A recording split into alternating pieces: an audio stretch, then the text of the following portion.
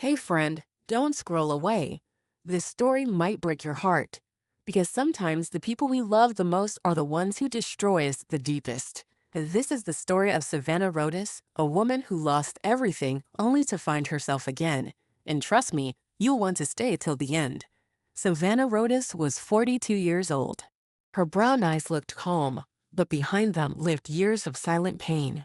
She wasn't skinny like the women in her husband's world. She wasn't loud or fake either. She was quiet, graceful, and real.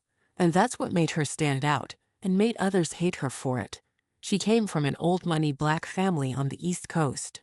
Her name alone opened doors. But in those rich circles, people smiled to her face and mocked her behind her back. They called her the Fat Aries, a cruel nickname whispered at charity galas. And worst of all, her own husband, Marcus Sterling, was one of them. Marcus was handsome, charming, and 7 years younger than her. A man who looked perfect in every photo, but behind closed doors, he was ice cold. He didn't love Savannah. He loved what her last name gave him: power, status, and wealth. That morning, the big mansion in Greenwich, Connecticut smelled of fresh jasmine and expensive coffee. It was Marcus's birthday. Savannah had woken up early to make everything perfect. She wore a soft cream dress, simple but elegant. She wanted to surprise him, even if their love had long turned into routine. She walked down the grand staircase holding a white envelope. Inside was the certificate, a $100,000 donation made in Marcus's name to a children's foundation. It wasn't just a gift, it was her way of saying, "I still care." She knew he liked looking generous in public. Maybe, just maybe, he'd smile today. But when she reached the dining room, it was empty. She heard voices in the next room, Marcus and his mother, Evelyn Sterling. Savannah walked closer. The door was slightly open. She was about to call out to him, but something made her stop. Her heart slowed. She listened. Then came the words that changed everything. "That fat cow disgusts me, Mom," Marcus said, laughing. "I only care about her money. What did you think, that I actually enjoy sleeping with her?" Savannah froze. Her heart thudded in her ears. Evelyn's calm voice replied, "At least pretend, Marcus. Do it until you inherit everything that's hers. Then you know what you have to do. That woman's days are numbered." They both laughed. It was the kind of laugh that could kill. The envelope slipped from Savannah's hand, landing softly on the carpet. She didn't cry. She didn't scream. She just stood still, her face blank, her body trembling. Every word echoed like thunder inside her skull. After a moment, she turned around and walked away quietly. Her steps were slow, but steady. She went up the stairs, closed the bedroom door, and sat on the edge of the bed. Silence. She stared at the wall for a long time. Then slowly, she whispered to herself, "Thank you for showing your true colors." That night, they ate dinner together as if nothing had happened. Marcus smiled for appearances. Evelyn joked about Savannah's diet. Everyone laughed. Savannah didn't. She smiled faintly, her mind already miles away. After midnight, while Marcus slept, Savannah walked barefoot through the dark house. The moonlight touched the grand piano she never played, the art she bought but never loved, the walls that heard too many lies.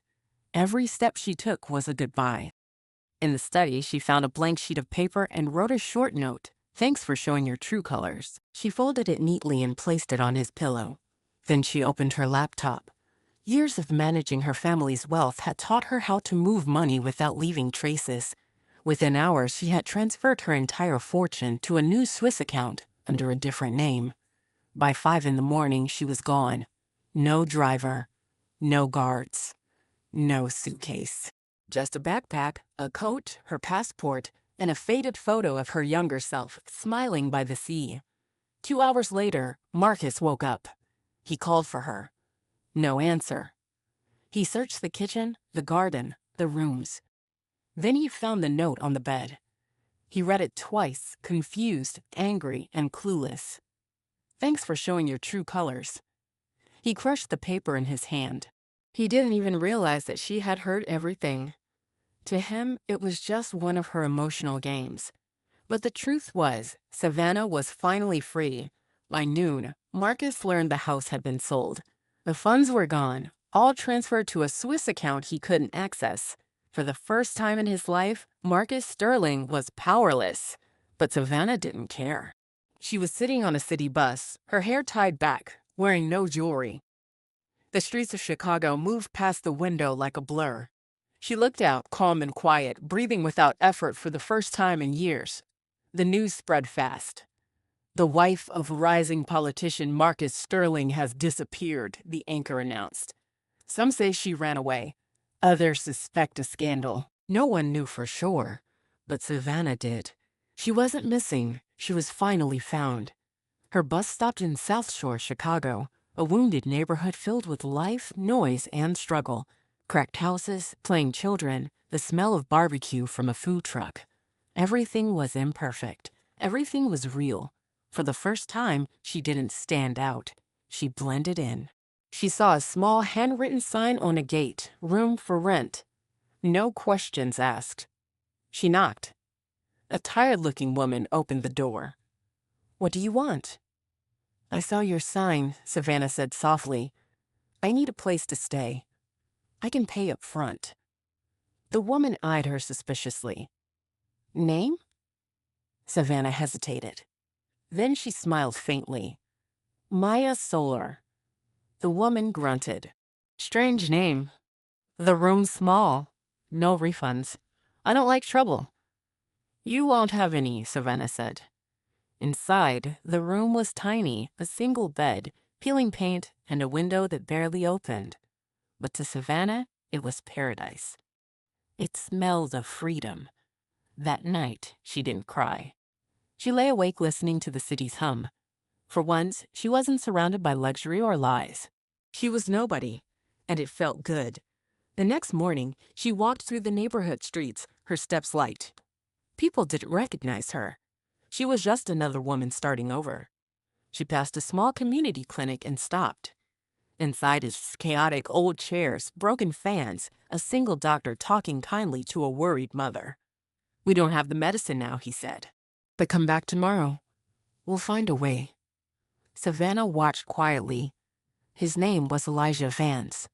His shirt was rolled up, his face tired but gentle. When the mother left, Savannah walked up to him. "Are you the doctor?"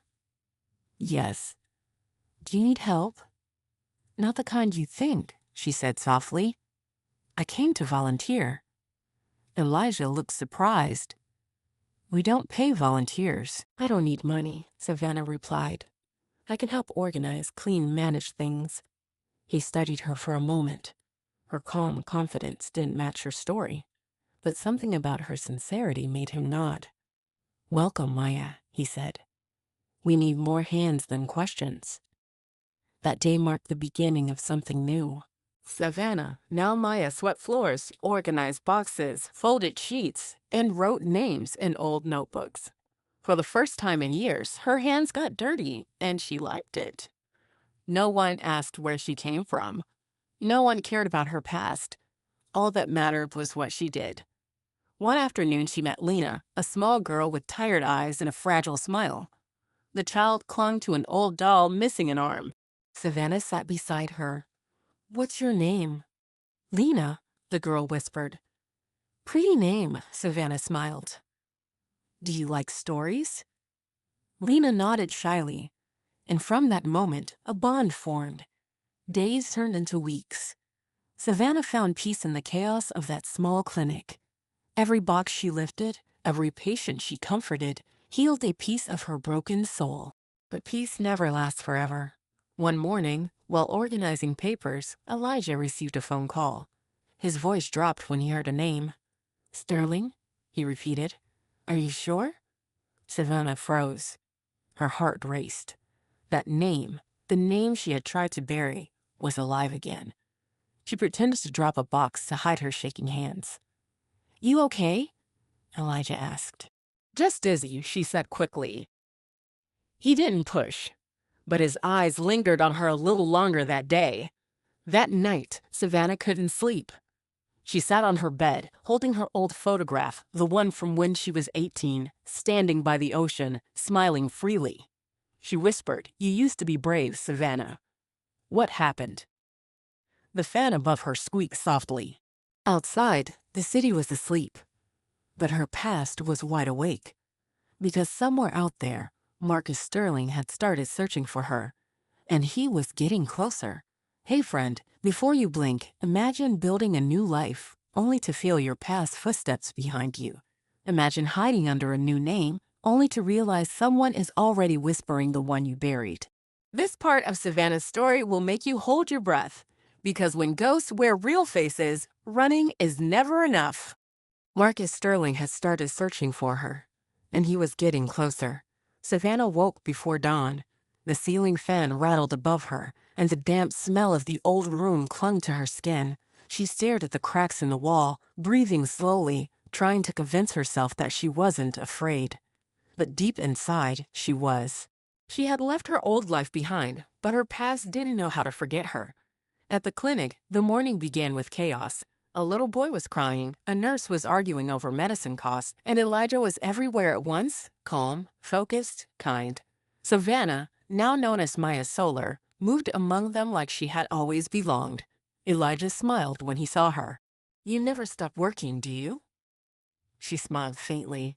"Work keeps my hands busy. My mind, too." He nodded, sensing there was more behind that sentence than she would ever say. By noon, the clinic was quieter.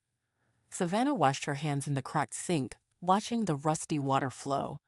She caught her reflection in the mirror, tired eyes, hair pulled back, plain clothes. She looked nothing like the elegant wife of Marcus Sterling, and that was exactly how she wanted it. Still, that morning phone call echoed in her memory. Sterling. It was just one word, but one word was enough to wake every ghost she had tried to bury. That night, she opened her notebook and wrote, "Fear is a cage with open doors."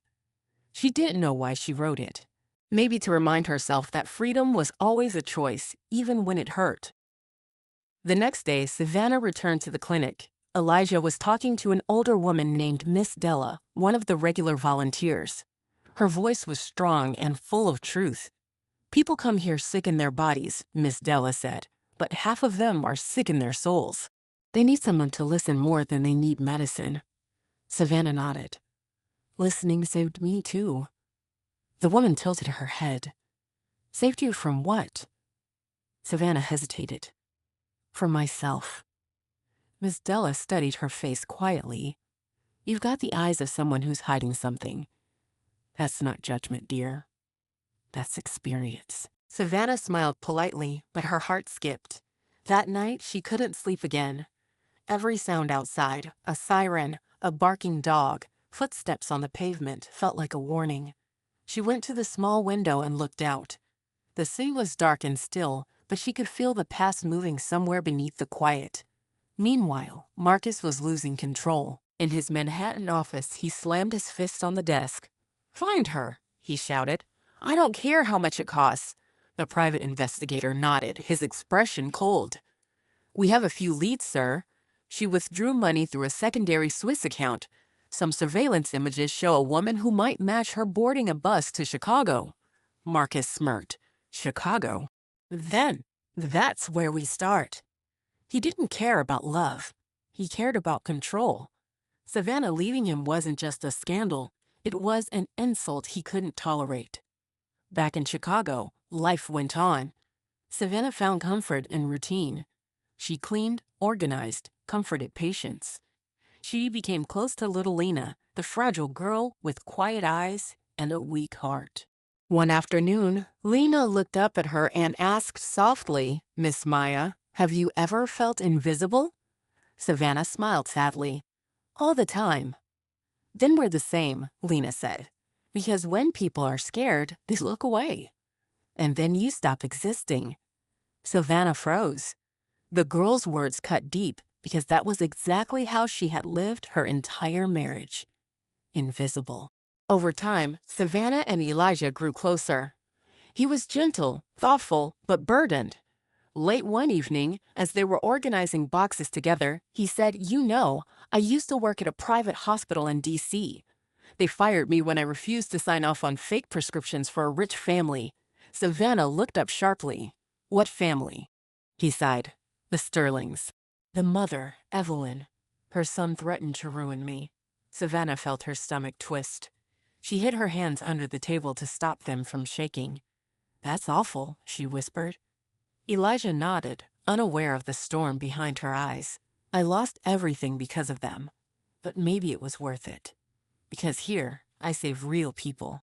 Savannah excused herself, her heart pounding. She walked outside, sat on the clinic steps, and took a deep breath of cold air. The world felt smaller, tighter, closing in. The same names. The same faces. Even here, her past was circling her like a vulture. That night, she wrote in her notebook again, "The truth has a scent. You can run from it, but it always finds you." The following week, Savannah poured all her energy into something new, an idea. She wanted to build a place for women like her, women who had been used, silenced, or forgotten. She visited an abandoned warehouse near the river. The windows were broken, the roof half collapsed, but in her eyes, it was perfect. She stood in the dust and whispered to herself, this could be a beginning. Every evening, she sketched plans. A foundation. A shelter. A home for women who needed a new start. Elijah helped her without asking questions. Miss Della brought her bread and hope. And little Lena smiled wider every day. It almost felt like peace. Until one hot afternoon at the community fair. Savannah had organized the event, a small fundraiser for the clinic. Music filled the air, children laughed, and women sold homemade cakes and jewelry. Elijah watched her from afar, noticing how easily she let people, how her presence drew others in. She didn't look like someone running anymore. She looked like someone reborn. Then everything stopped. A sudden shout. A small scream. Savannah turned. Lena had collapsed. Savannah ran through the crowd, her heart in her throat. Elijah lifted the girl into his arms and rushed her to the clinic. Her small body trembled, blood trickling from her nose. "Lena, stay with me," Savannah whispered, her hands shaking. Inside the clinic, Elijah worked quickly. Needles, oxygen, machines that barely worked. He fought for her like a man refusing to lose again. Minutes later, he looked up, pale and sweating. "It's leukemia. It's bad." Savannah's world spun. She gripped the edge of the table to keep from falling. "There must be something we can do." "We can, but the treatment's expensive. The hospital won't take her without money." Savannah didn't think twice. That night, she opened her backpack and pulled out a small velvet box. Inside was her grandmother's sapphire ring, the last piece of her old life. She looked at it for a long time, her fingers trembling. Then she whispered, "You saved me once, Grandma. Now save her." The next morning, she sold it quietly. The money was enough to begin Lena's treatment. When she returned to the clinic, Elijah stared at her, speechless. "Where did you get this money?" Savannah smiled faintly. "From the past. It finally did something good." He didn't ask again. He only said, "You didn't come here to hide, did you?" "You came here to heal." Savannah looked away. Maybe both. For the next few weeks, Savannah stayed by Lena's side day and night. The girl's small hand never left hers. Sometimes they talked. Sometimes they just breathed together. One night, Lena whispered, "Don't leave me." Savannah brushed her hair gently. "I won't. You saved me too." Outside, the rain fell hard. Inside, the little girl slept peacefully, her forehead glowing like a tiny star. But peace has a short memory. 3 days later, a black SUV with tinted windows rolled through the dusty streets of South Shore. The same model Savannah had seen 100 times parked outside their Connecticut mansion. Marcus Sterling had found her. She was returning from the pharmacy with a bag of gauze when she saw the car stop in front of the clinic. Her pulse froze. Through the tinted glass, she could almost see his face. Her knees weakened. Without thinking, she turned around and walked the other way, fast but calm. Too calm. She turned into an alley, then another, her breath shallow, her mind racing. She hid behind a crumbling brick wall until the car finally drove off. He hadn't seen her. Not yet. But he was close. That night, she didn't go home. She stayed in the warehouse, sitting among dust and shadows, her heart aching. She looked at the plan she had drawn for her foundation, the one she called Maya Solar House. She whispered, "I built this to help others, not to run again. Not this time." But fear has its own heartbeat. In Manhattan, Marcus poured another glass of whiskey, his eyes bloodshot. "She thinks she can hide in Chicago? She's mine. She always was." His mother, Evelyn, sighed. "Let her go, Marcus. She took what she wanted. We'll rebuild." Marcus slammed the glass down. "No, she humiliated me. I'll find her and I'll make her regret it." Back in Chicago, Elijah noticed the fear in Savannah's eyes, though she tried to hide it. "You okay, Maya?" "I'm fine," she lied.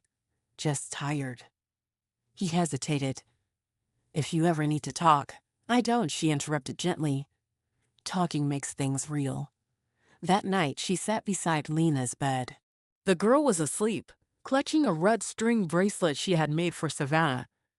"It's to keep you here," Lena had said earlier. "Now you can't leave." Savannah smiled faintly. "Then I'm saying forever." But deep down, she knew the storm was coming. Because the past doesn't knock, it breaks the door. Hey friend, imagine running from someone who once promised to love you.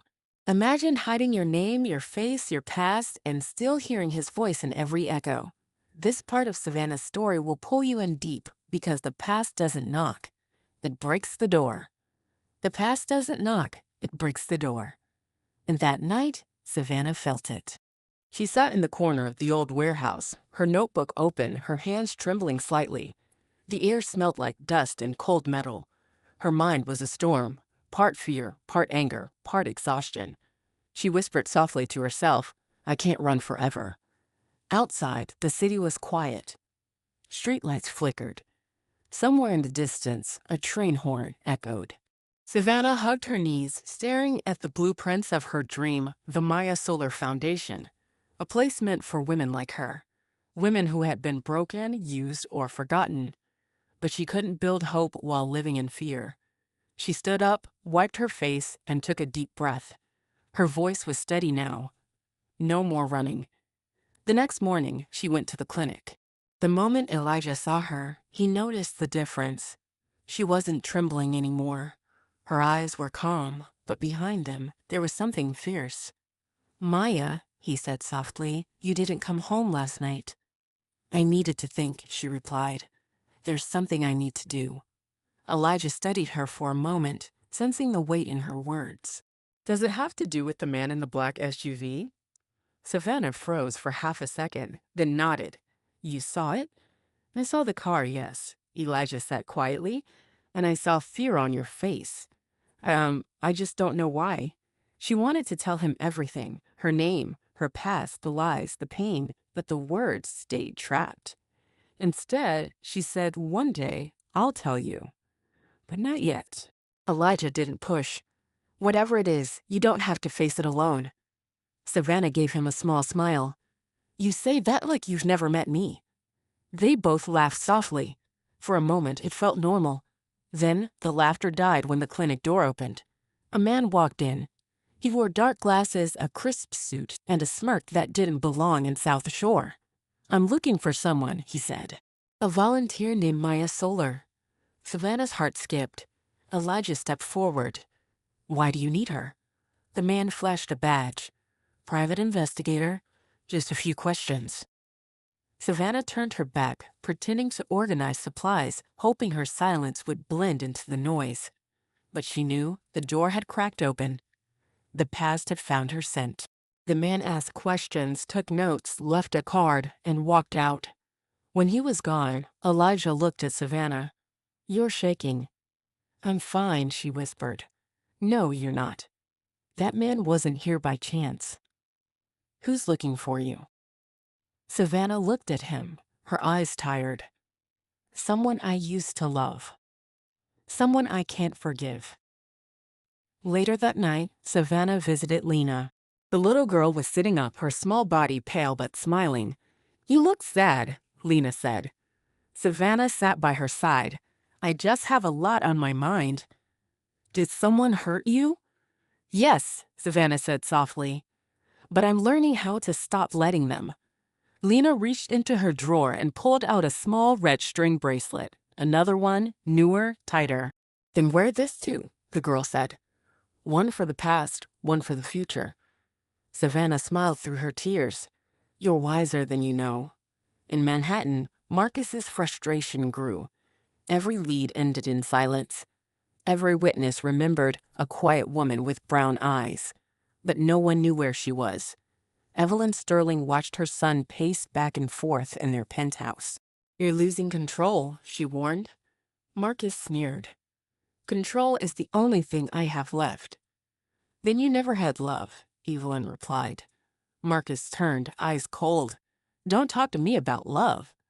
You married for money, too. The slap of her words echoed louder than any insult. Evelyn turned away. For once, her silence wasn't superiority, it was shame. That night, Marcus received a photo. It was blurry, taken at a community fair in Chicago. In the corner, a woman's profile. Her shape, her poise, unmistakable. Savannah. He smiled cruelly. Found you. In Chicago, the next few days felt heavier. Savannah could feel the air tightening, like a storm about to break. Elijah noticed, too. You've been quiet, he said one morning. Maybe I'm just tired of pretending, she said. He studied her, his eyes soft. Pretending to be who? Savannah looked out the window. Someone who isn't haunted. That evening, she found Miss Della waiting for her outside the warehouse. The older woman held a small bag of bread and wisdom in her eyes. You can't build a house for others when your own roof is on fire, Miss Della said. Savannah sighed. I know. Then face what's chasing you, dear. Otherwise, it'll burn everything you love. Savannah nodded silently. She knew Miss Della was right. 3 days later, the storm arrived. Marcus's SUV parked outside the clinic again. This time, Savannah wasn't lucky enough to spot it first. She walked out of the back room carrying a box of supplies and froze. Marcus was standing there. He was thinner, paler, angrier. His suit was sharp, his smile sharpest of all. Hello, darling, he said softly. You've been hard to find. The world around her faded. The noise, the people, everything blurred. Only his voice remained smooth and venomous. Savannah's pulse raced. What are you doing here? Visiting my wife. You lost that right the night you called me disgusting. Marcus tilted his head. You weren't supposed to hear that. But I did. He took a slow step forward. You humiliated me, Savannah. You made me look like a fool. You stole from me. I took what was mine, she said calmly. You ran. I escaped. Their voices stayed low, but the tension crackled like thunder. Elijah, watching from across the room, stepped closer. Is there a problem? Marcus turned to him, smirking. And who are you? Her doctor. Her lover. Her friend, Elijah said evenly. One who doesn't like your tone. Savannah placed a hand on Elijah's arm. Please, it's fine. Marcus chuckled. You've changed, Savannah. New name, new life, new friends. But you can't change your blood. You're still a Rhodes. That fortune belongs to me now. Not anymore, she said. It belongs to something bigger than you. He laughed cruelly. Don't tell me you gave it away. She didn't answer. She didn't need to. Her silence was answer enough. Marcus's jaw tightened. You always were sentimental. But remember this, you can't buy redemption. You can't erase me. He walked out, leaving a trail of cold air behind him. Elijah turned to her. That was your husband, wasn't it? Savannah nodded slowly. He's not just my husband. He's my mistake. 4 days after, Savannah barely spoke. She poured her energy into finishing the foundation's construction. The old warehouse was slowly transforming clean walls, new lights, shelves of supplies. A place of healing. A place he could never touch. But at night, her body trembled. Her hands shook. The fear wasn't gone. It was simply wearing new clothes.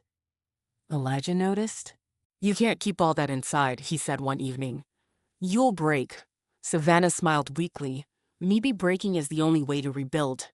That night, Elijah couldn't sleep. He sat at his desk, thinking about her. Something about her story didn't add up. The money, the fear, the way she flinched at certain names.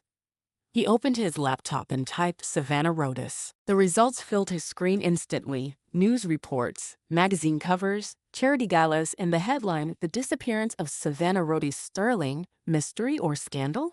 Elijah stared at the photo. Her eyes, her smile, it was her. Maya Solar didn't exist. He leaned back in his chair, the truth burning in his chest. "So that's who you are." The next morning, he found her sitting outside the clinic with her notebook open. "Savannah," he said softly. Her pen stopped mid-sentence. She looked up slowly. "I know," he whispered. "I know who you are." There was no anger in his voice, only sorrow. She sighed. "I wanted to tell you. I wish you had. I thought if I kept it buried, I could be someone better. Someone worth saving." He sat beside her. "You already are." They sat in silence for a while, the air thick with everything unspoken. Finally, Elijah said, "You can't live under a lie anymore. Not if you want to build that foundation. You have to face him. Face all of it." Savannah closed her notebook. "And if I do, I lose everything." "No," Elijah said gently. "You gain yourself." Meanwhile, in Manhattan, the empire of Marcus Sterling was collapsing. Investigators uncovered missing funds, illegal transfers, fake campaign donations. Reporters swarmed his doorstep. His mother, Evelyn, refused to leave her apartment. She sat in the dark, holding an old photograph of Savannah and Marcus on their wedding day, a perfect smile hiding a broken heart. Evelyn whispered to herself, "I let this happen. I created him." The phone rang. She ignored it. The news was everywhere. Marcus Sterling under investigation for corruption and fraud. For the first time in her life, Evelyn didn't care about reputation. She cared about redemption. She picked up her purse, put on her coat, and left. In Chicago, Savannah stood in the half-finished warehouse. The walls smelled of new paint and dust. She looked around and whispered, "It's almost ready." Elijah joined her. "The neighborhood's been talking. They can't wait to see what this place becomes." "It's not mine," she said. "It's theirs." He smiled. "That's exactly why it will work." They stood there for a moment, surrounded by silence and light. Then Savannah's phone buzzed, a number she didn't recognize. She hesitated, then answered. "Savannah," said a trembling voice on the other end. She froze. "Evelyn." "Please," her mother-in-law whispered. "I need to see you. It's about Marcus. It's about everything. Hey, friend, imagine the person who destroyed you calling for help. Imagine hearing the same voice that once laughed at your pain whisper, 'Please, I need you.'" This part of Savannah's story will shake you, because sometimes forgiveness is more dangerous than hate. "Please, I need to see you. It's about Marcus. It's about everything." Savannah held the phone tightly. She didn't know what to say.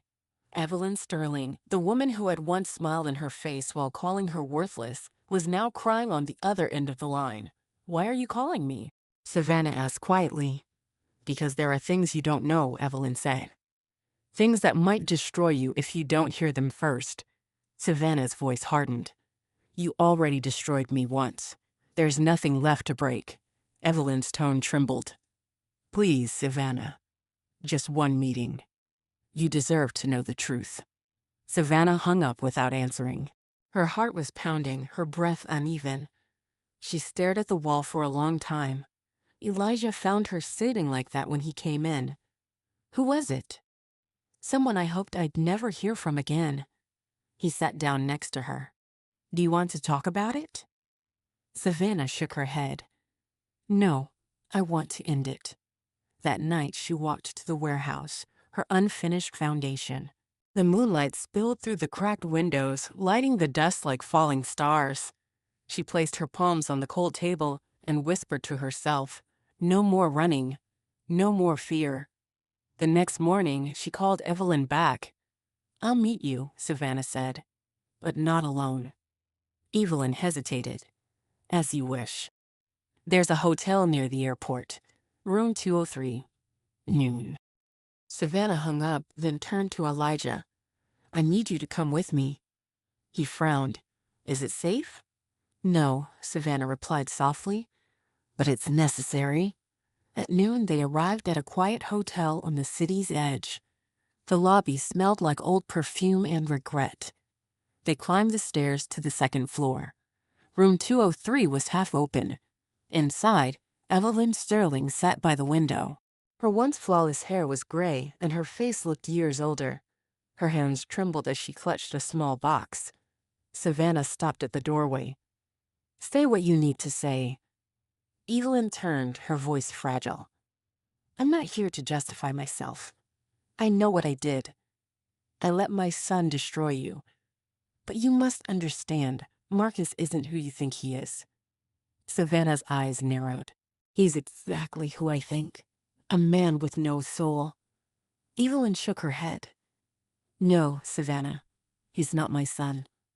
The room went silent. Even Elijah stopped breathing. What do you mean? Savannah whispered. Evelyn's lips trembled. I couldn't have children. I was assaulted when I was 18. I hid it, pretended he was legitimate. My husband never knew. Marcus was that child. Savannah felt her knees weaken. Why are you telling me this? Because he's becoming that man, Evelyn said through tears. Cold. Cruel. Without conscience. I see the same monster in him that I once saw in the man who hurt me. And I can't die without stopping it. Evelyn opened the small box on the table. Inside were photographs, old letters, and a birth certificate. She pushed it toward Savannah. There's more. The man who assaulted me, he had another child. A daughter. She died years ago, giving birth to a little girl. Elijah stepped forward. A little girl? Evelyn nodded.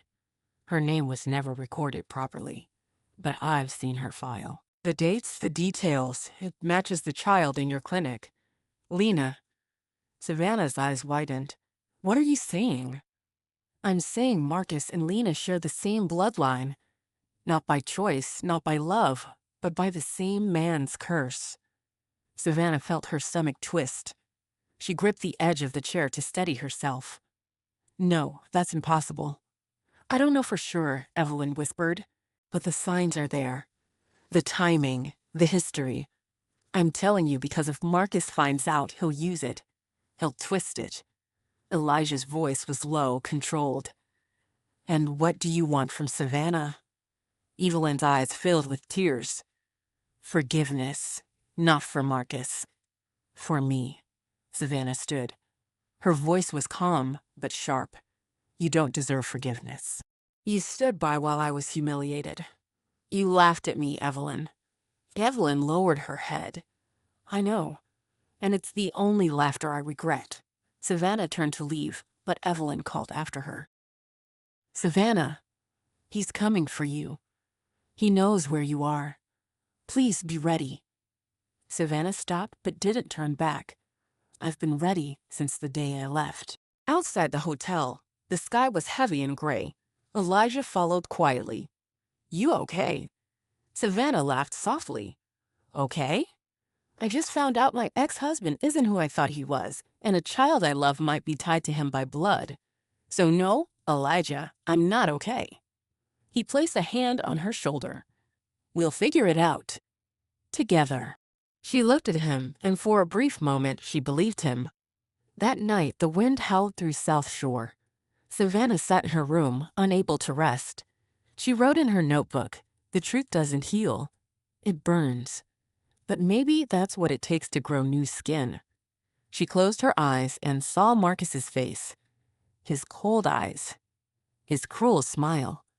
She knew he was getting closer. Meanwhile, Marcus sat in a dark car outside a Chicago motel.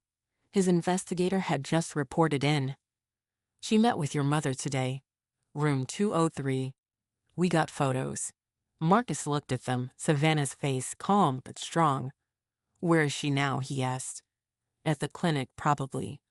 or that warehouse she's fixing. Marcus smiled faintly. Good. Let's finish this. He poured himself a drink in the back seat and stared out the window. You think you can walk away from me, Savannah? You don't walk away from Marcus Sterling. You crawl back.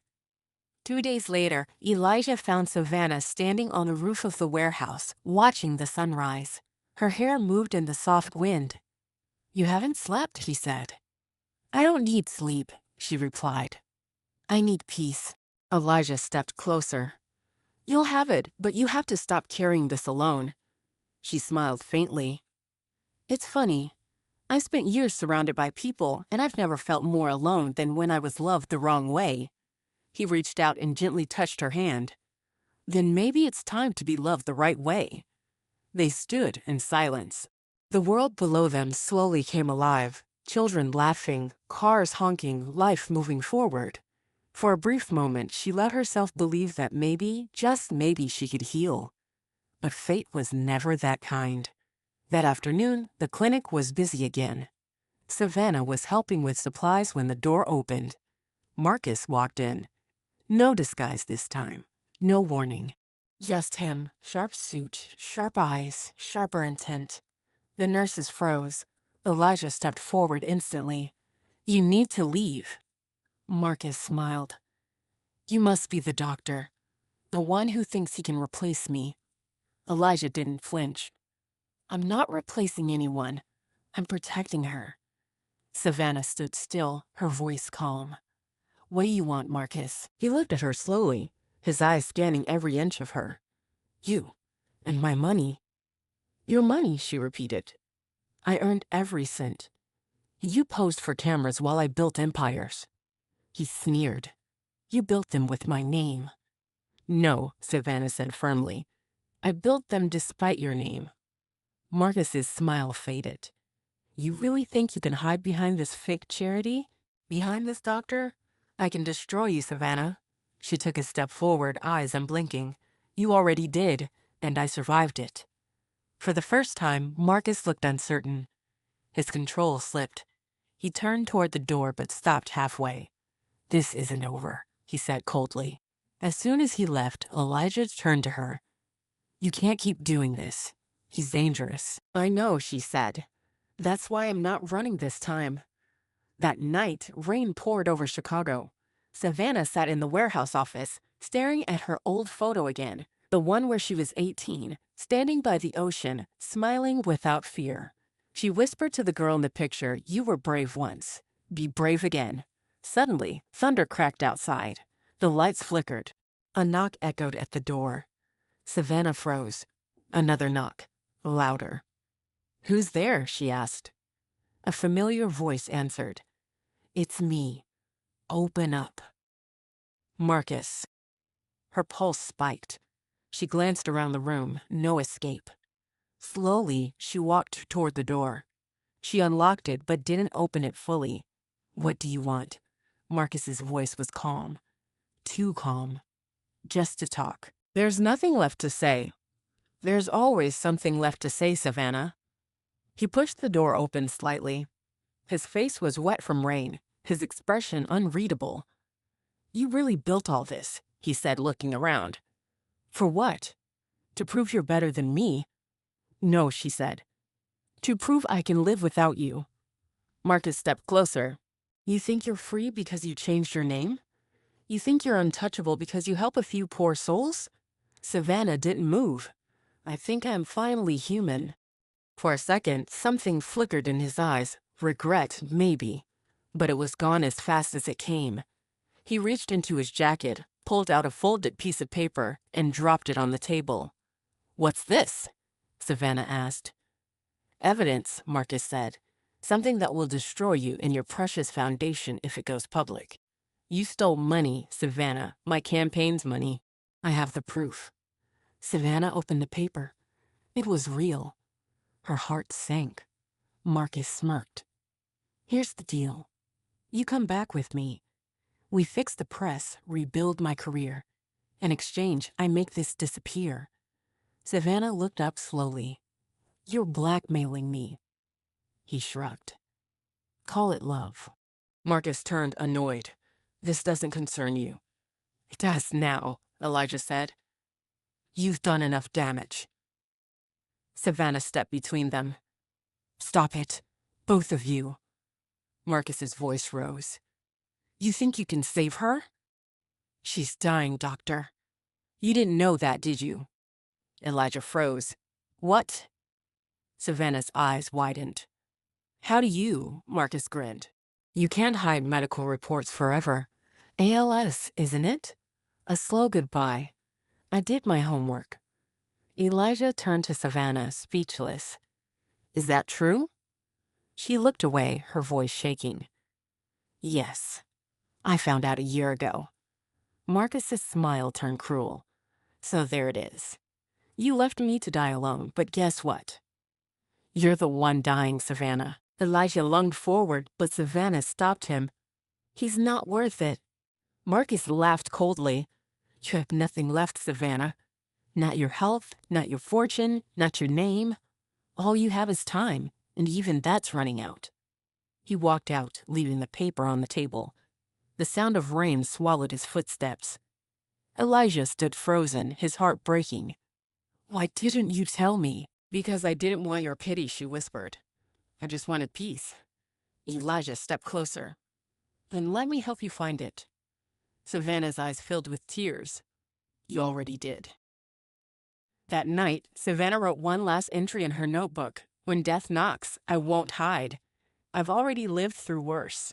She closed it gently, placed it in the drawer, and whispered, Tomorrow, we begin again. But tomorrow had other plans, because at dawn, sirens filled the streets. The police arrived at the clinic with warrants, papers, and flashing lights, and at the center of it all, Marcus Sterling's lies. Hey friend, what would you do if the world turned against you again, right when you thought you'd finally found peace? What if your truth was stitched into a lie, your kindness turned into a crime? This is the final chapter of Savannah Rodis' story, a story about loss, courage, and the kind of strength only pain can build. Because at dawn, sirens filled the streets. The police cars stopped outside the South Shore Clinic, their red and blue lights bouncing off the rain-soaked pavement. People stepped out of their homes whispering. Windows opened. Savannah was inside the clinic, checking on Lena, when Elijah burst through the door. They're here, he said breathlessly. Who? The police. They have a warrant. They're saying the foundation's funds came from illegal sources. Savannah froze. She didn't have to ask who was behind it. Marcus, she whispered. Officers entered moments later. One of them held out a paper. Ma'am, we need to question you about financial misconduct related to the Maya Solar Foundation. Elijah stepped forward. There must be a mistake. Every cent came through verified accounts.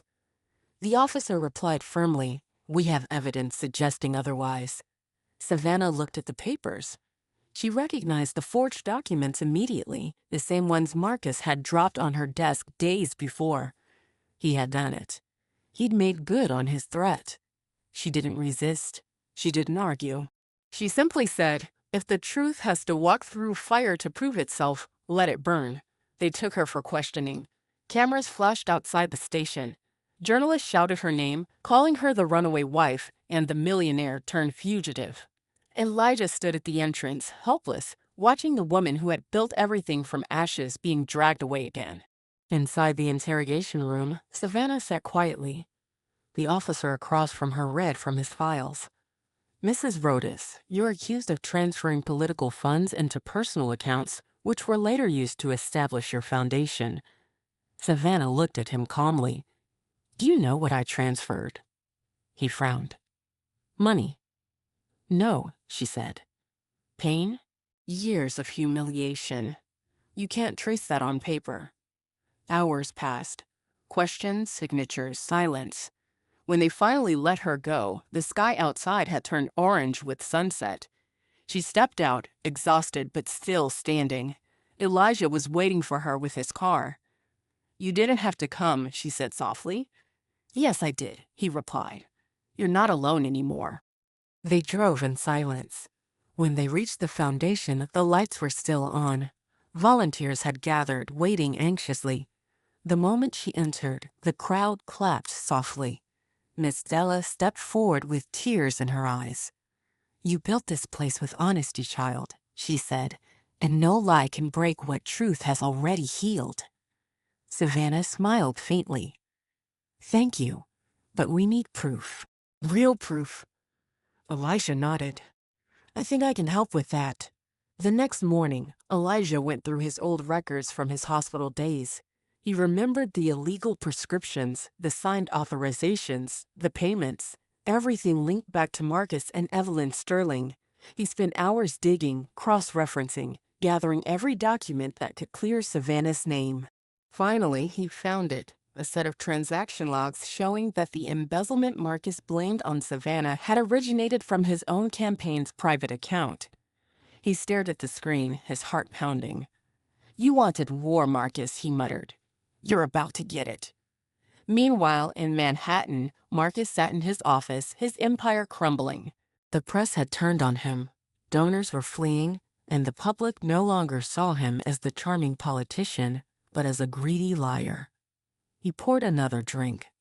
His phone rang. Evelyn. He almost didn't answer. When he finally did, her voice was hoarse. "Marcus," she said softly, "stop this." "Stop what?" "Destroying yourself." He laughed bitterly. "You started it." "You raised me to care only about power." "No," Evelyn said, tears in her voice. "I raised you because I was too scared to love you." He hung up without replying. 2 days later, a brown envelope arrived at the district attorney's office in Chicago.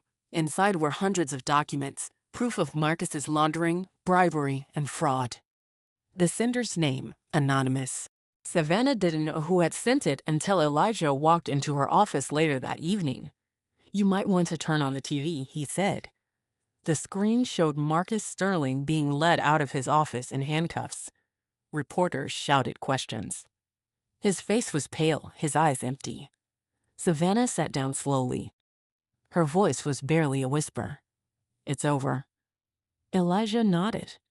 "No, it's justice." She exhaled deeply, the kind of breath that feels like it's leaving your soul. "For years, I wanted him to feel what I felt. And now that he does, I don't feel better. I just feel free." But freedom came with its own cost. Savannah's health had begun to fail faster than expected. Her hands trembled more each morning.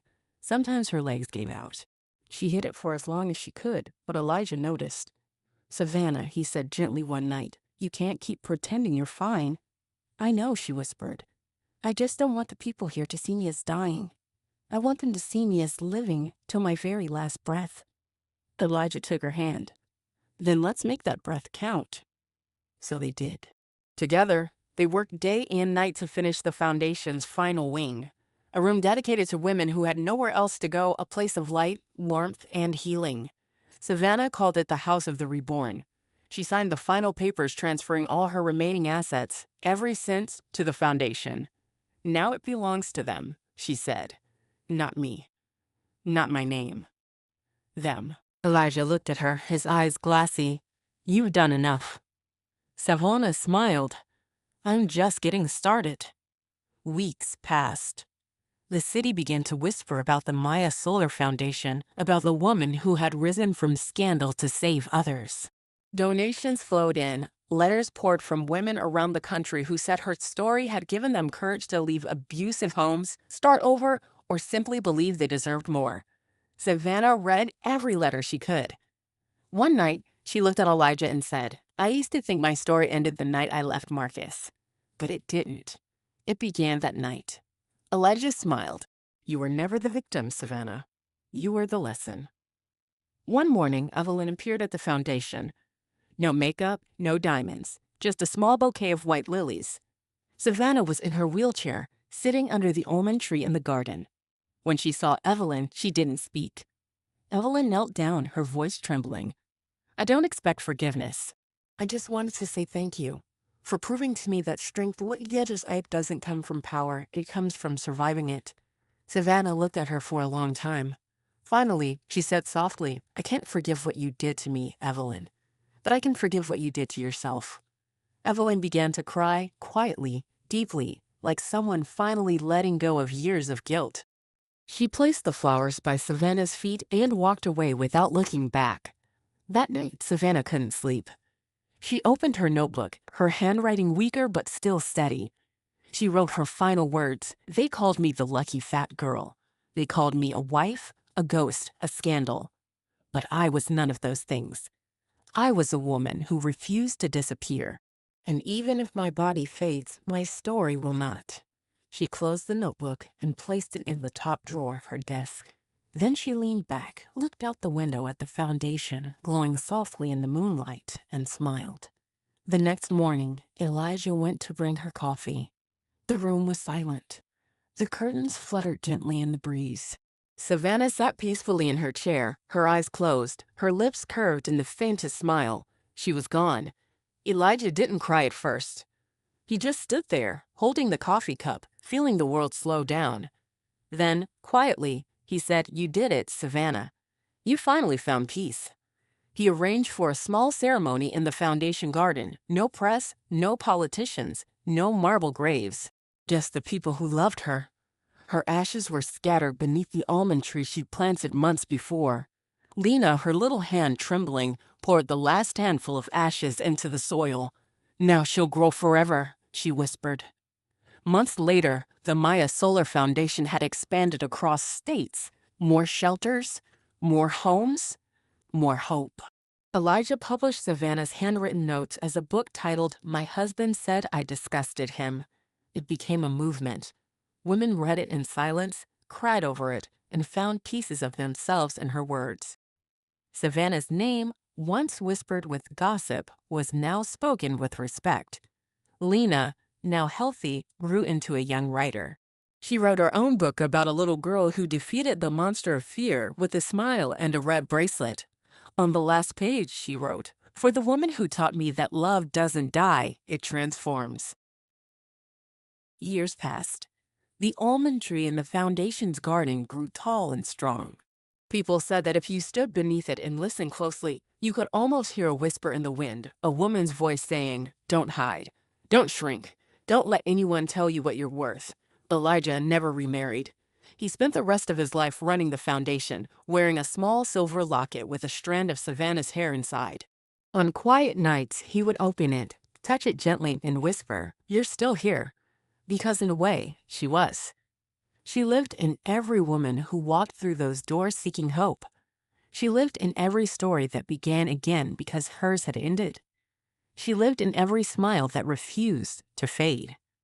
Savannah Rodis didn't die a victim. She lived a legend reborn through love and truth. Final scene, voiceover ending, and if you're still watching this, remember this one thing. You don't need to be perfect to start over. You just need the courage to stop being silent, because the world might forget your name, but it will never forget your truth. Sometimes the people who break us are the same ones who teach us how strong we can be. Savannah didn't just walk away from a cruel marriage, she walked toward herself. She built something bigger than pain, something that would outlive every lie ever told about her. If this story touched your heart, take a moment, breathe, and remember, no matter how lost you feel, it's never too late to start over. Tell me in the comments where you're watching from. I'd love to know how far Savannah's story has traveled. Hit the like button if her strength inspired you, and make sure to subscribe for more powerful stories like this one. Stories about survival, redemption, and the kind of courage that never dies.